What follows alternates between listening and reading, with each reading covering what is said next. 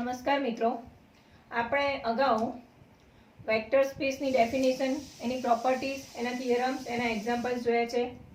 ઉપરાંત સબસ્પેસની ડેફિનેશન અને એના થિયરમ્સ પણ જોયા છે. આજે એના કેટલાક એક્ઝામ્પલ કરીશું. મિત્રો, આપણે થિયરમમાં છેલ્લે આપણે જોયું છે કે કોઈ વેક્ટર સ્પેસ હોય, વી કોઈ વેક્ટર સ્પેસ હોય અને ડબલ્યુ છે એ યુ નો નોન એમ્પ્ટી સબસેટ હોય, તો W ને V નો વેક્ટર સ્પેસ V નો સબસ્પેસ ત્યારે જ કહેવાય કે જ્યારે for x y belongs to W and alpha beta belongs to R માટે alpha x plus beta y belongs to W આ પ્રોપર્ટી આપણે સાબિત કરીએ તો W છે એ V નો વેક્ટર સ્પેસ V નો સબસ્પેસ છે એમ કહેવાય. તો અહીંયા આગળ પણ એક્ઝામ્પલ આપેલો છે. એક્ઝામ્પલમાં U આપેલો છે. U is equal to a1 a2 a3. u માં કેવા એલિમેન્ટ છે? આવી રીતની ટપલ્સ છે જ્યાં a1 plus a2 is equal to a3 is equal to 1. a1 a2 a3 વચ્ચેનું આ રિલેશન આપેલું છે અને એ સબસ્પેસ છે એવું આપણે બતાવવાનું છે. તો સૌથી પહેલા તો આપણે બતાવીશું કે આ u છે એ નોન એમ્પ્ટી સેટ છે. તો અહીંયા આગળ જોઈએ કે u માં જે એલિમેન્ટ છે કેવા એલિમેન્ટ છે? તો કે a1 a2 ને a3. a1 plus a2 ને એડ કરીએ તો શું મળે છે? a3. પણ a3 ની વેલ્યુ કેટલી મળે છે? 1. એટલે a1 plus a2 ને એડ કરતા જે થર્ડ એલિમેન્ટ મળે છે એ 1 હોવો જોઈએ. તો આપણે અહીંયા આગળ લઈ લઈએ કે late 0 1 1 belongs to u. 0 1 1 u માં હશે કારણ કે પહેલા બે એલિમેન્ટનો એડિશન કરીએ a1 plus a2 is equal to a3 મળે ને a3 ની વેલ્યુ 1 મળે છે. therefore 0 1 1 belongs to u. therefore u is a non-empty subset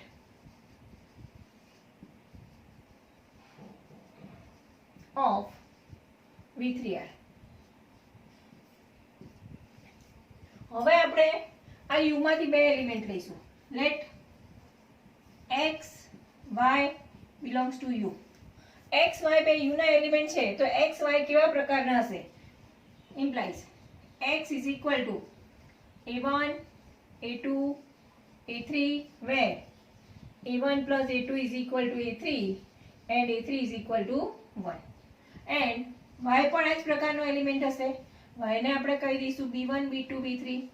b1 b2 b3 where b1 plus b2 is equal to b3 is equal to 1.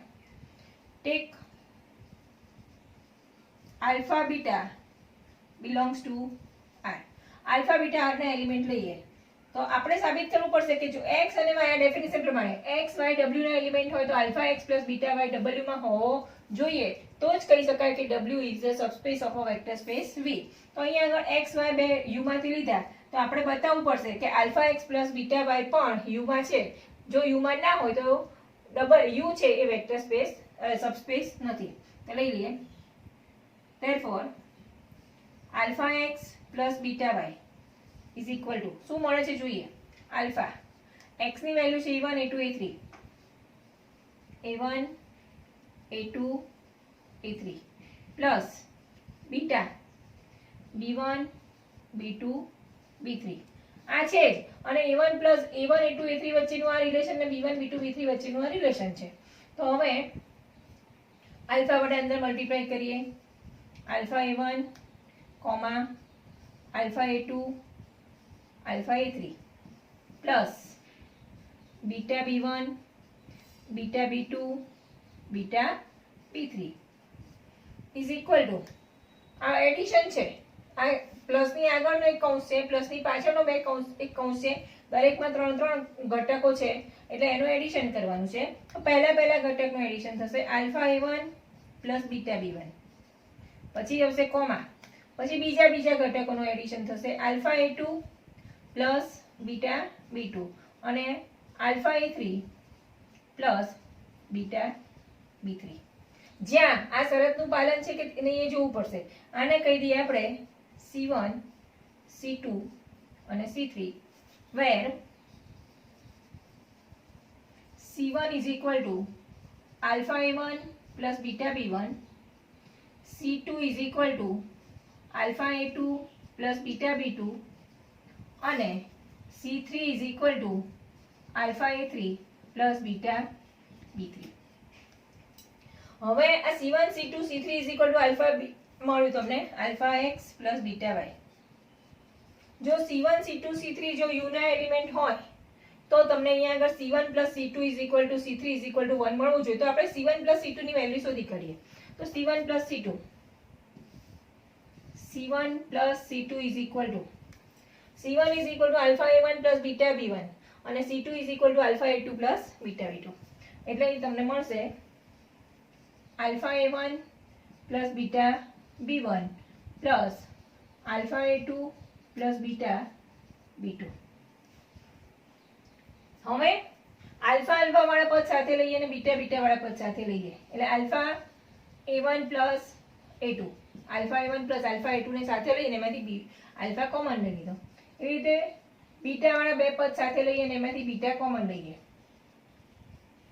તો is equal to તમને આપેલું છે A1 plus A2 is equal to A3. તો અહીંયા લખી દઈશું alpha A3 plus અહીંયા આગળ લખીશું B1 plus B2 is equal to B3. એટલે અહીં થશે બીટા B3. એટલે તમને મળ્યું alpha A3 plus beta B3. Alpha A3 plus beta B3 is equal to શું છે? ઇઝ ઇક્વલ ટુ C3 છે. એટલે C1 plus C2 is equal to C3. આ તમને મળી ગયું, બરાબર છે. પણ ફરી આ C1 પ્લસ C2 અહીંયા ઉપર છે, એમાં આલ્ફા ને A3 ની વેલ્યુ 1 મૂકીએ અને B3 ની વેલ્યુ 1 મૂકીએ. But C1 plus C2 is equal to A3 બરાબર 1 મૂકો અહીંથી અને B3 બરાબર 1 મૂકો તો તમને શું મળશે? Alpha plus beta. એટલે C1 plus C2 is equal to C3 મળ્યા, પણ C3 ઇઝ ઇક્વલ ટુ તમને શું મળે છે? Alpha plus beta. C3 is equal to 1 value મળતી નથી. Here therefore we get C1 plus C2 is equal to C3 is not equal to 1. Any value આપણે તો આવું મળવું જોઈએ. A1 plus A2 is equal to A3 is equal to 1 હોય તો જે એલિમેન્ટ U નો એલિમેન્ટ કહેવાય છે. એટલે અહીંયા આગળ C1 plus C2 is equal to C3 મળે છે, પણ is not equal to 1 મળે છે. Therefore C1 C2 C3 does not belongs to U. Therefore C1 C2 C3 does not belongs to U. U માં નથી, બરાબર. એટલે એનો અર્થ એમ કે alpha x plus beta y does not belongs to U.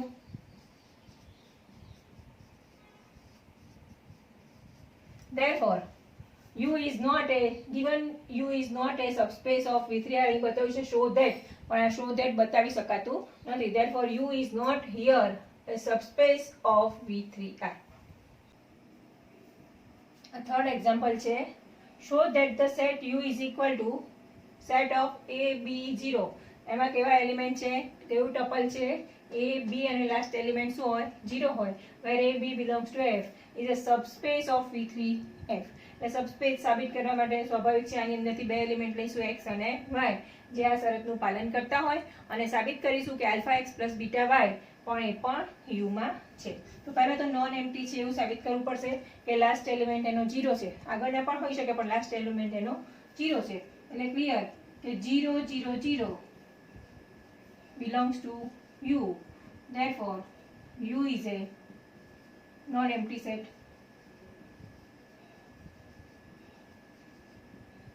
હવે x અને y બે આના એલિમેન્ટ લઈશું. Let x and y belongs to U.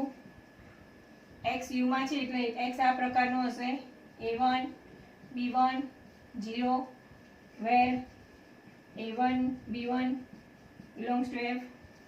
y પણ U માં છે એટલે y પણ એ પ્રકારનો એલિમેન્ટ હશે A2 B2 0 where A2 B2 belongs to F. Therefore for x y belongs to U and alpha beta belongs to R, alpha x plus beta y is equal to alpha x ની value લખી કાઢીએ A1 B1 0 plus beta y is equal to A2 B2 0 is equal to alpha વડે multiply કરીએ એટલે alpha A1 alpha B1 0 plus beta a2 beta b2 and 0. હવે બંનેનું addition કરીએ એટલે તમને મળે alpha a1 plus beta a2, અહીંયા થશે alpha b1 plus beta b2 અને અહીંયા 0 પ્લસ 0 એટલે મળશે 0. આમ alpha x plus beta y is equal to તમને શું મળ્યું? Alpha a1 plus beta a2, alpha b1 plus beta b2 અને 0. આને ધારો કે અહીંયા આગળ c1 કહી દઈએ અને આને c2 કહી દઈએ અને આ છેલ્લું છે 0, વેર c1 is equal to alpha a1 plus beta a2 and c2 is equal to alpha a2 plus beta b2, alpha b1 plus beta b2. હવે તમે અહીંયા છે a1 b1 belongs to f છે અને a2 b2 belongs to f છે એટલે a1 a2 f એ પણ f માં છે, this belongs to f થશે અને this belongs to f થશે. એટલે આમ તમને શું મળ્યું? alpha x plus beta y is equal to c1 c2 0, where c1 c2 belongs to f. c1 c2 f માં છે એટલે આ પ્રમાણેનું મળી ગયો. Alpha x plus beta y એ u ના જે એલિમેન્ટ છે એ પ્રમાણેનો એલિમેન્ટ છે. therefore alpha x plus beta y belongs to u. thus therefore for x y belongs to u and alpha beta belongs to r, alpha x plus beta y belongs to u. આ આપણે prove કર્યું. therefore given u is a